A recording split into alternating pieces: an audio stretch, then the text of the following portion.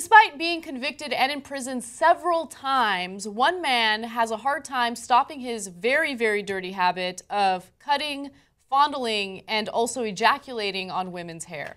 Jesus. Now, the man in question here is Jared Weston Walter, and recently he got caught doing more of the same. According to reports, a judge has sentenced Jared Weston Walter for violating the sentences of his probation in connection with a December 2014 incident in Oregon City where he actually cut a woman's hair as she waited in line at a Dollar Tree store. So, of course, this is sexual, but he doesn't ejaculate on women's hair in all instances. Sometimes is he not merciful? Sometimes he just wants to touch their hair. Sometimes he just wants to cut their hair. And even though this is a very specific story, I think that it brings up a really interesting, broader discussion on what happens to people when they have really terrible fetishes, what causes those fetishes, why do they act this way, and obviously he has this impulsive behavior that he can't control, even though he's been punished for it several times.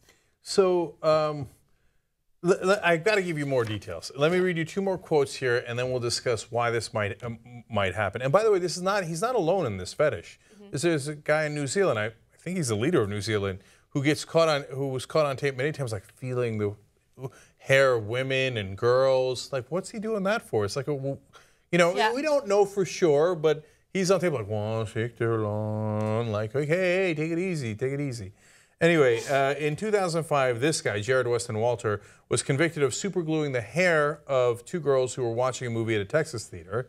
So for whatever reason, he gets off on that. In 2010, Multnomah County Circuit Judge Kathleen Daly sentenced Walter to 2 1/3 years in prison for cutting the hair of 3 women and gluing a 4th woman's hair. He targeted women on public transportation, earning him the nickname of the Tri-Met Barber. Which is not really a great nickname, okay? But then in 2013, he got 5 years probation and 2 years of prison for fondling and ejaculating into the hair of at least 3 women in the same county, okay? I mean, I don't know how quick he is, but I don't know how that happened. The logistics of that seem difficult, right? But obviously this guy's obsessed.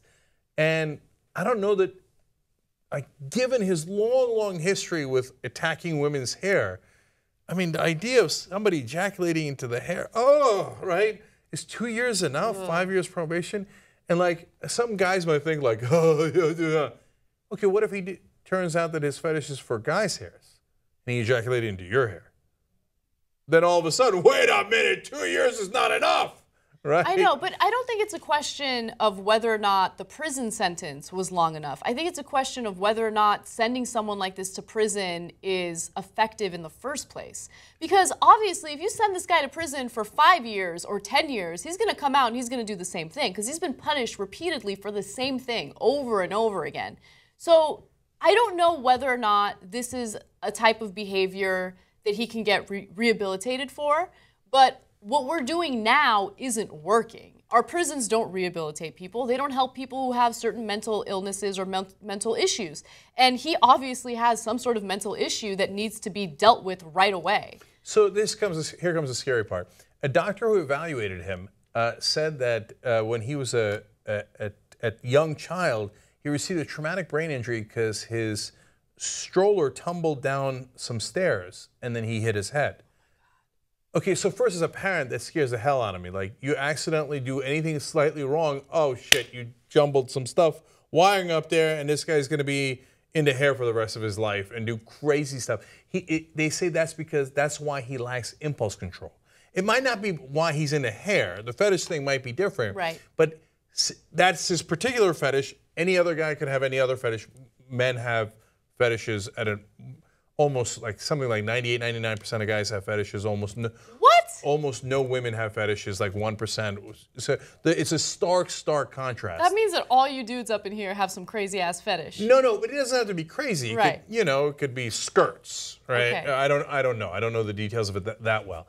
But since he lacks impulse control, he's like, must do it, must touch the hair, must glue the hair, can't help myself, right? Oh God, that's so scary. Like, that could. So, and then that leads to this other interesting question is, okay, it happened. You dropped the stroller. The kid's wiring is off. What are you going to do with the guy? I know, exactly. It's not, I mean, in that sense, it's kind of not his fault if you believe the doctor and the evaluation, et cetera, right? And we keep throwing him in prison, he keeps coming out and then violating people in gross, horrible ways.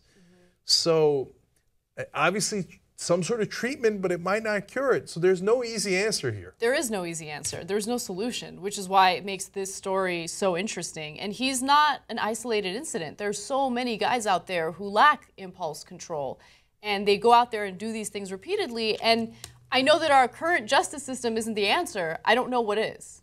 Yeah. Well, again, it's important, though, to eliminate some options, right? What we've been doing is one of the options that's clearly not working, which is, yeah, you know what you do with them, you lock them up, throw away with a key, blah, blah, blah.